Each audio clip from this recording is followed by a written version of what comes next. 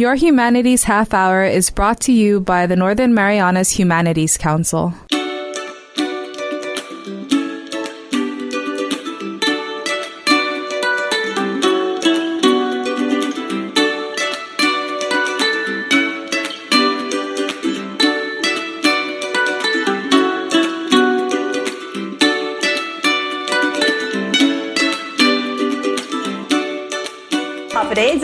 Welcome to Your Humanities Half-hour. I'm Catherine Perry. Well, we can all probably admit we've been under a little bit more stress than usual with this whole COVID-19 situation.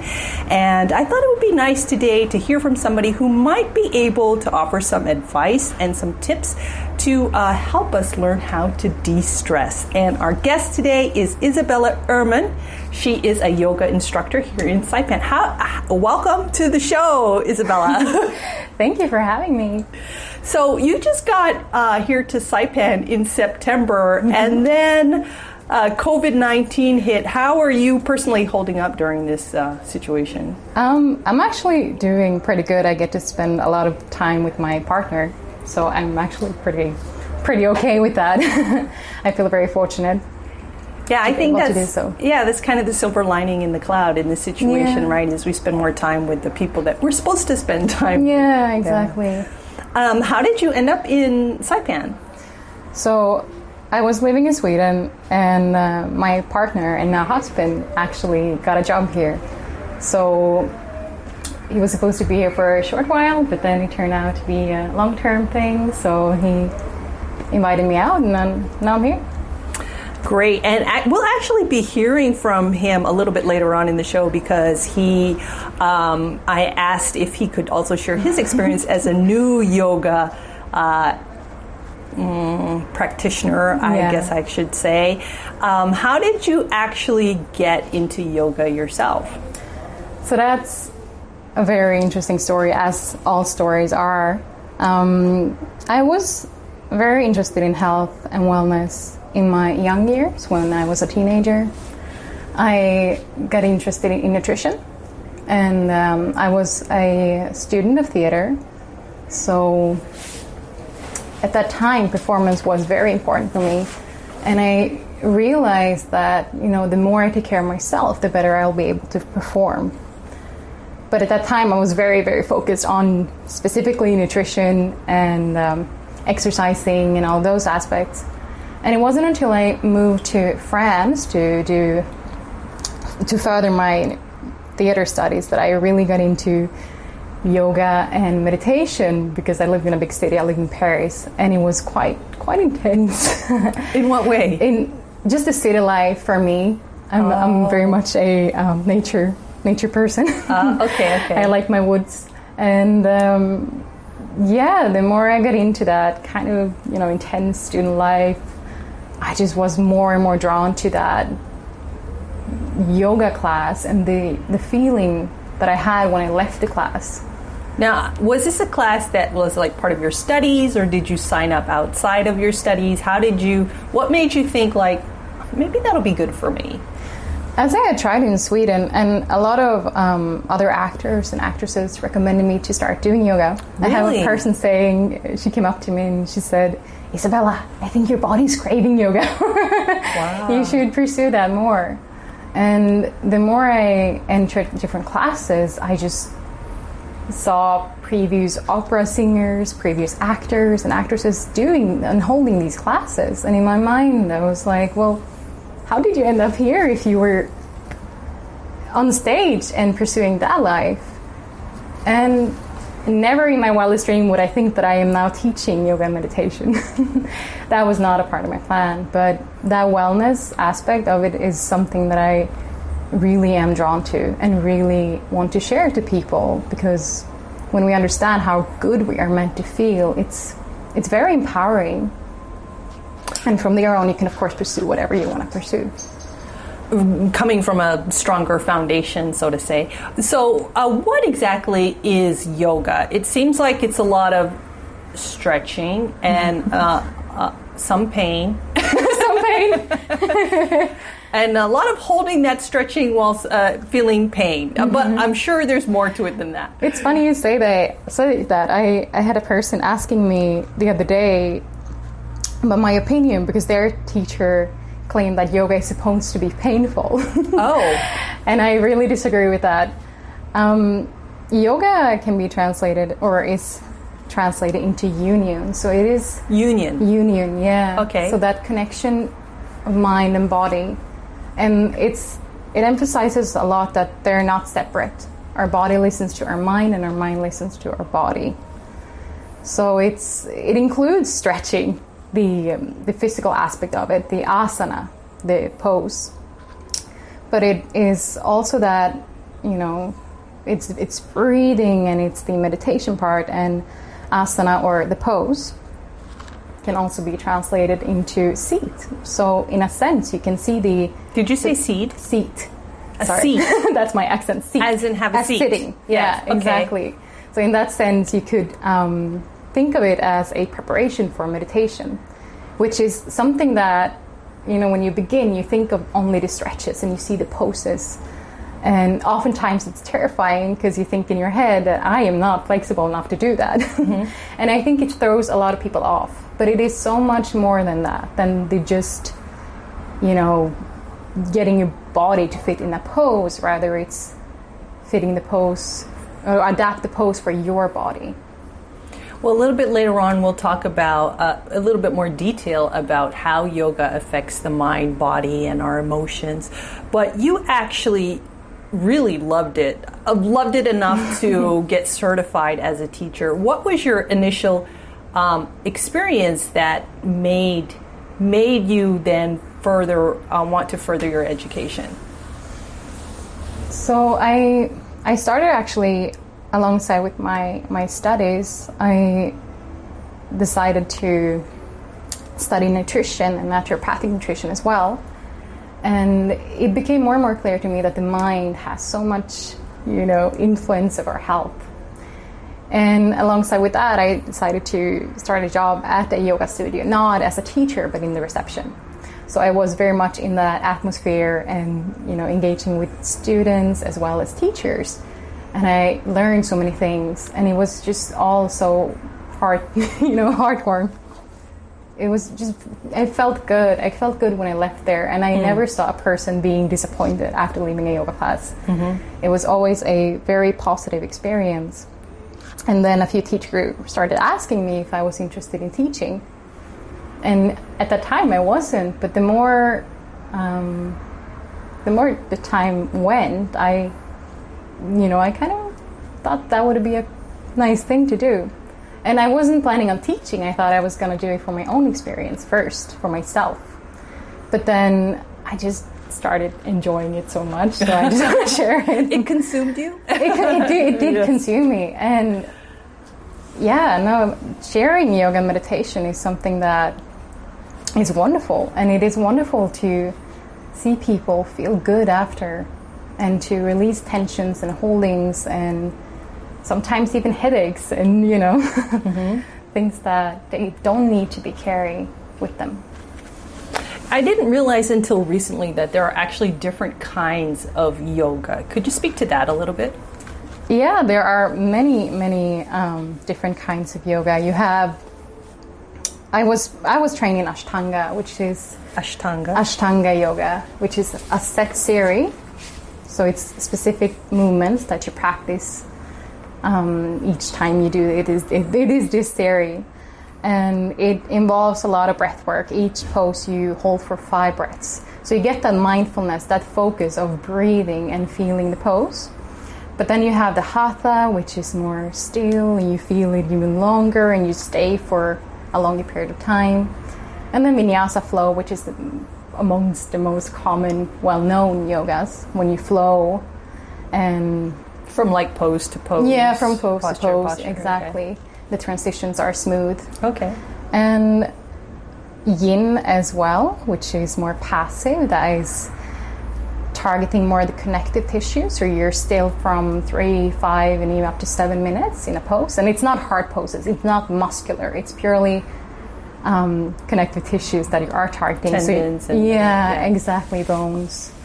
So you're mostly working on the floor with props, and that can be quite meditative. I usually tend to say that is the bridge between movement and meditation. That's actually how I learned to meditate, through yin yoga. Oh, okay. And then there's lots and lots of other different kinds of yoga. So, what were you doing before the social distancing guidelines were implemented? What are you doing now, and what's ahead for your classes? So I was doing a lot of free yoga around the island. I was at the shack quite a bit, on the beach, and just, whenever someone asked, I would share it. And that is something I really enjoy, and especially here on the island, because people seem to be craving that kind of practice. And right now I am continuing to sharing it, but online. So I share it on Instagram, on Facebook. I haven't gone to YouTube yet, but I share as much as I can because I love sharing and it makes me feel like I'm doing what I can. Your dream for what would be ideal being able to share it here in the Marianas. What are your thoughts? Ooh, I think just making it accessible for everyone, whether it's through a studio or just, doing what I've been doing, sharing it around the island. Making people realize that everyone is welcome. I love doing family yoga. That is such a wonderful bonding experience for families, I think, when they bring their kids and they just have fun. It doesn't have to be so serious, and it doesn't have to be painful or hard. It can be fun and wonderful and, enjoyable. Well, we're speaking today with Isabella Ohman. Yes. She is a yoga teacher here in Saipan. And when we come back, we're going to talk a little bit more about the actual effects of doing yoga on the body, mind, and emotions. And we'll hear from a new practitioner himself after this break.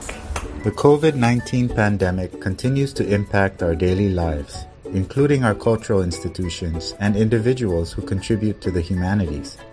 The Northern Marianas Humanities Council is pleased to announce a new grant program to respond to the needs of nonprofit organizations and individual participants in the humanities who need support through this difficult time. The COVID-19 Relief Grant provides up to $15,000 to eligible organizations and up to $10,000 to eligible individuals. Visit the Northern Marianas Humanities Council website at www.nmhcouncil.org/COVID-19 to learn more about this opportunity for relief. The Northern Marianas Humanities Council COVID-19 relief grants are made possible by funding from the U.S. Coronavirus Aid, Relief, and Economic Security, or CARES Act, and the National Endowment for the Humanities.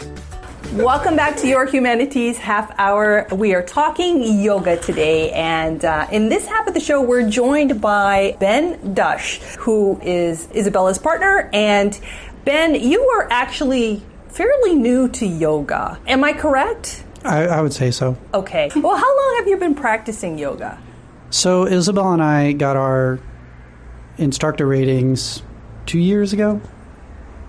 2017. So almost 3 years ago. Okay. So what did you think about yoga before you started? I had done a few classes here and there back home in Colorado, and I felt good. I felt that it was an opportunity to explore myself and discover new forms of movement. There's an experience that can occur when you're doing yoga where you're able to stretch something somewhere, strengthen something somewhere, or move something that you've never been able to reach before. Yoga itself as a practice or a form, it was developed by people who were trying to move in new ways and access themselves in new ways. So when you go down that path, you definitely have the opportunity to build on things. And now, were you very athletic or before you started, or flexible before you first started yoga? I was active, Okay. but I was not flexible. Okay. A lot of the sports that I did, I couldn't touch my toes. I couldn't bend over backwards, things like that. So, yeah.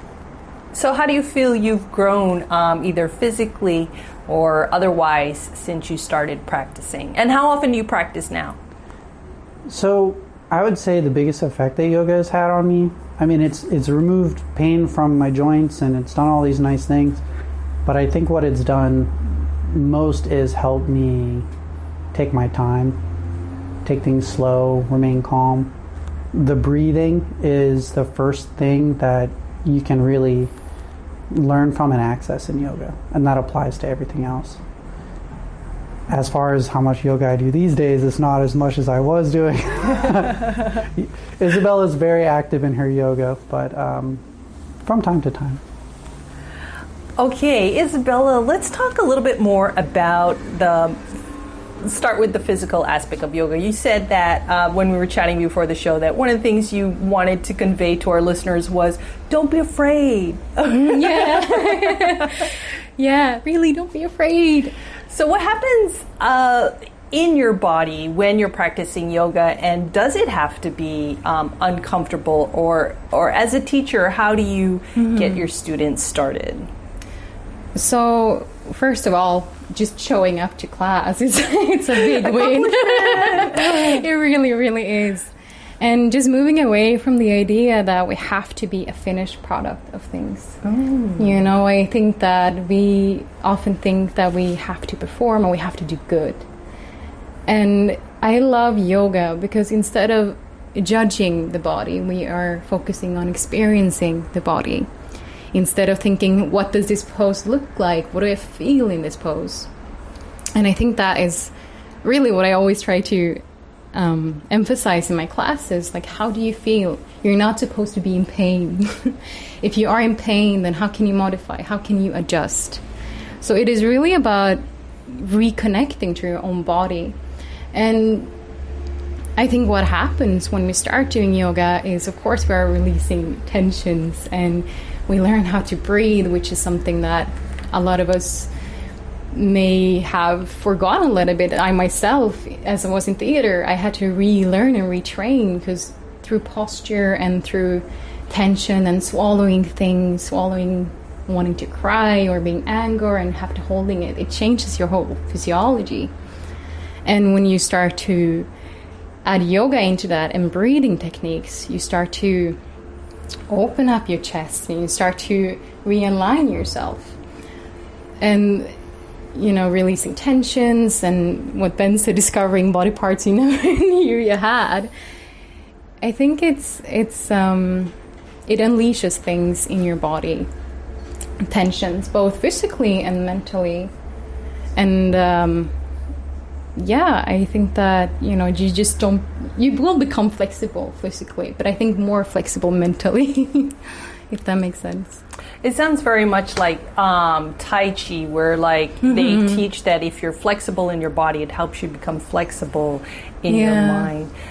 Do you feel that yoga can provide some kind of emotional or mental healing or stabilization for people? Yeah, no, absolutely. In my practice, meditation is just as important, if not more important, than the physical part.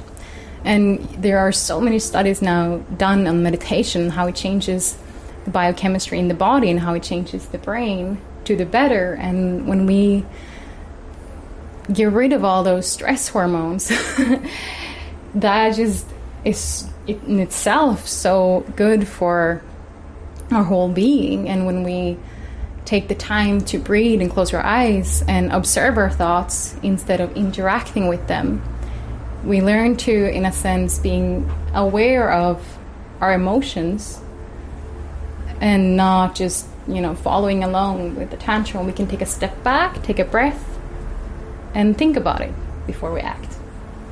So I absolutely do think that it affects your mind in a good, positive way.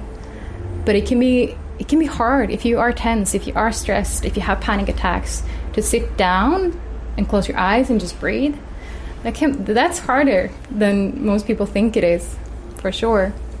But when you decide to add that practice, I think the benefits will, or the reward will be way worth everything.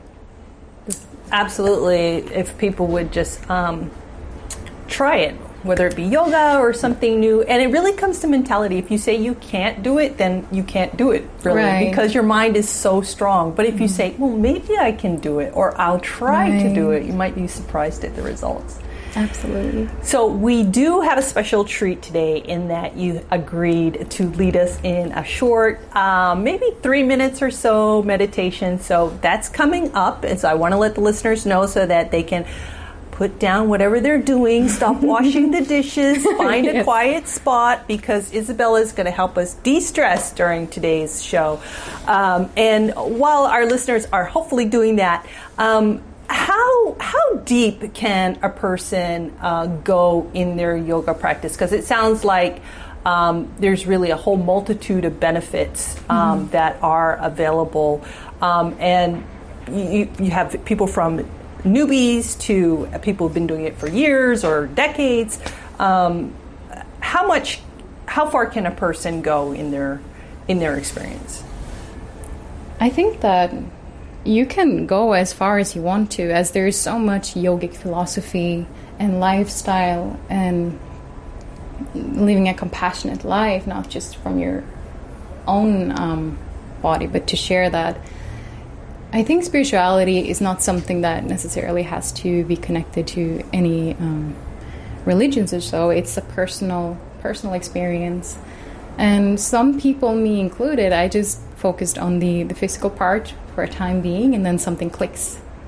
And you start breathing differently, and you start thinking differently. And from there on, you start to just observe everything in a different way. And I think that when you start doing that, you just become more curious. What else is there I can change? What else is there I can discover? It becomes a curiosity that's not something bad, but just something you want to feed. If that makes sense. Yeah. All right. Well, if you guys are ready, I think we are ready for our meditation. Now, for those of you that have not yet experienced anything like this, I guess I would give the warning that it's going to be very peaceful and very still for the next few minutes. And that's a good thing. So don't freak out if nothing's happening except you being still. How's that sound? That sounds perfect. Okay, take it away, Isabella. How should we be sitting at this time? Do we have to cross our legs when we meditate? Absolutely. You do not have to cross your legs. You can sit comfortably in a chair with your feet on the ground, or go into a cross leg like you are now. Now, how about lying down? Does that count as meditation? Of course. You can lie down while we do this? Down. Wow. That's one of my favorite ways of doing meditation. Okay. All right. So come into a comfortable seated position or laying down, or you can sit in a chair with your feet on the floor. And just take a moment here to align yourself and close your eyes gently. And notice where you are at right now. Notice your breathing. Notice your thoughts without judgment, without labels. Now I want you to go ahead and take a nice deep breath in through your nose and out through your nose. And just lengthen and deepen your breath. Continue. In and out. And now, as you breathe out, I want you to start to invite softness in. I want you to relax all the tiny muscles in your face, around your eyes, unclench your jaw, the cheeks, the throat. Each exhalation brings you more into a softer state. Relax your heart center. Your shoulders falling down towards the earth, the upper arms, elbows, lower arms, your palms, all 10 fingers, relax, and let go. And the back, the belly, the hips, the thighs, the knees, the calves, the ankles and the feet, and all 10 toes. Feel your whole body here. And tell yourself you are allowing yourself to truly let go. For the next minute, that to-do list is gone. You're breathing deeply in and out, and you're telling your body to calm, to relax. It is so good for you to take this time for yourself. And whenever thoughts come, that's okay. Let them come, but don't interact in them. Okay, we are taking 5 deep breaths together from here. I want you to inhale big through your nose and exhale through your mouth. Make it audible. And go ahead and do that 4 more times. And as you breathe in, I want you to feel your whole body, maximum capacity of air, without putting any strain or tension in your shoulder. We want to get rid of the tension. So a couple of more of those nice deep breaths in, and just soften on the exhale. Relax.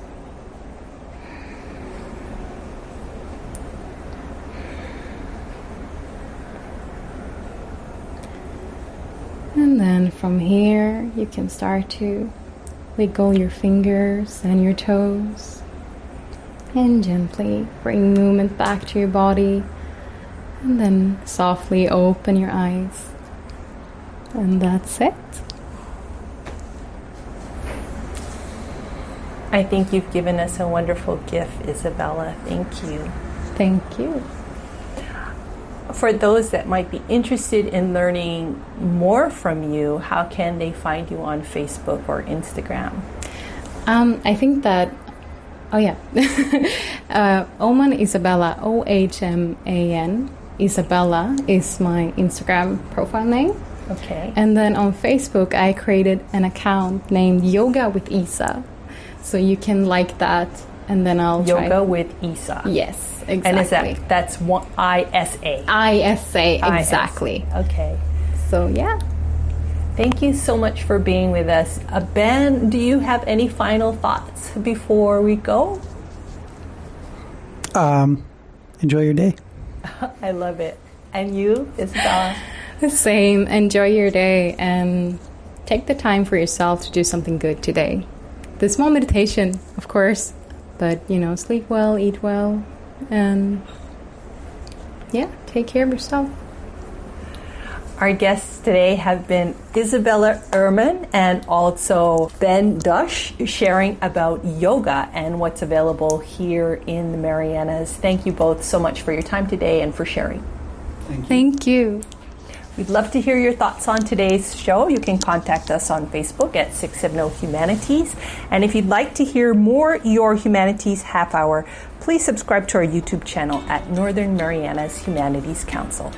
This has been Your Humanities Half Hour. I'm Catherine Perry.